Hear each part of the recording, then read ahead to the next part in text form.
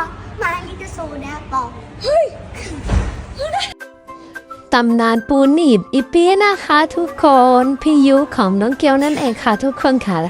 ล่าสุดนะคะก็ไม่เบาเลยค่ะโชว์เพลงโซดาป๊อปนะทั้งท่าเต้นนะคะทั้งเนื้อร้องก็คือเป๊ะสุดๆเลยโซดาป๊อปอยู่เต้นได้ไหม มาโซดาป๊อปนี่นี่นี่นี่เนี่ยนี่นี่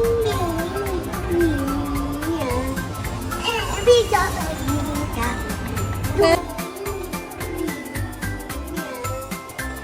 มาโซดาป๊อปมาลิกโซดาป๊อป ยูครับอยากจะบอกจังเลยว่าคิดถึงยูสมัยที่ร้องไห้เพราะว่าหิวข้าว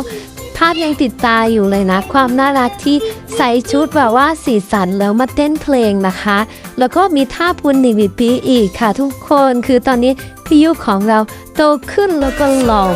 มากๆด้วย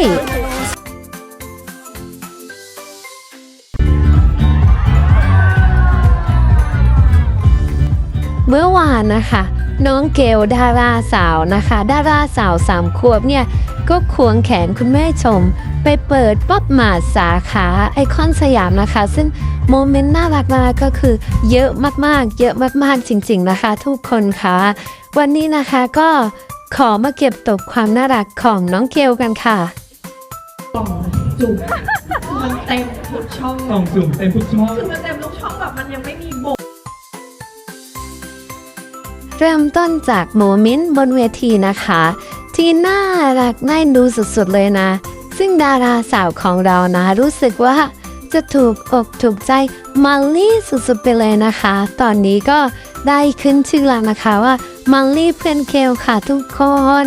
และอีกสิ่งหนึ่งที่เห็นได้ชัดสำหรับงานครั้งนี้นะคะก็น่าจะเป็นชุดใหม่ล่าสุดนะคะที่สั่งตัดขึ้นมาเป็นพิเศษสำหรับงานนี้โดยเฉพาะเลยรู้สึกว่าน้องเกียวของเราจะชอบเป็นพิเศษเลยนะคะทุกคนค่ะ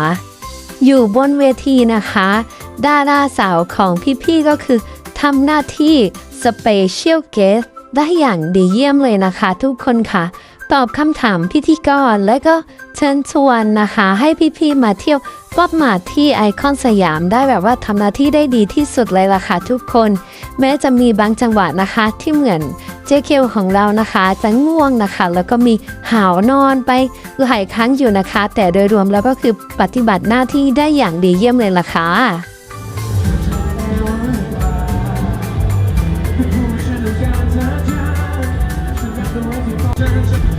และงานครั้งนี้น้องเกลของเราก็มีการกลับมาเจอพี่เจฟอีกครั้งหนึ่งด้วยนะคะซึ่งอาการของน้องเกลของเราก็ดูเหมือนจะเขินพี่เจฟเอาเรื่องอยู่นะคะทุกคนค่ะก็มีการแอบดูแอบมองนะคะแอบให้กำลังใจตอนที่พี่เจฟร้องเพลงด้วยนะน่ารักน่าดูสุดๆไปเลยล่ะค่ะ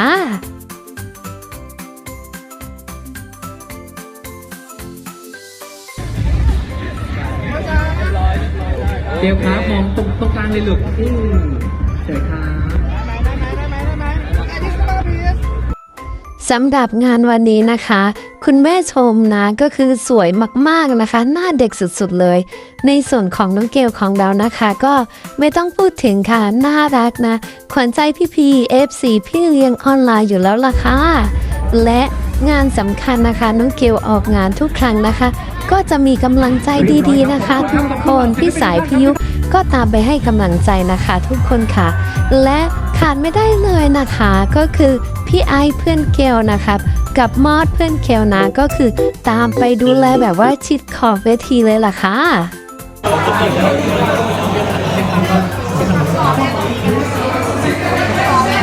เพื่อนเกลดูแลดีมากมีแม่ไหม没有，需要摘不下台。มีไหมมดมีแม่ไหมมี สรุปนะคะตอนนี้น้องเกลก็รู้แล้วนะคะว่ามอสมีแม่ค่ะทุกคนค่ะน่ารักน่าดูสุดๆเลยนะคะอยากจะบอกว่ามอสเพื่อนเกลและไอเพื่อนเกลก็คือดูแลเพื่อนดีมากๆดูแลเพื่อนแบบใกล้ชิดจริงๆเลยล่ะค่ะ ร้านโมงแรกมากเกี่ยวกับที่สวัสดีค่ะ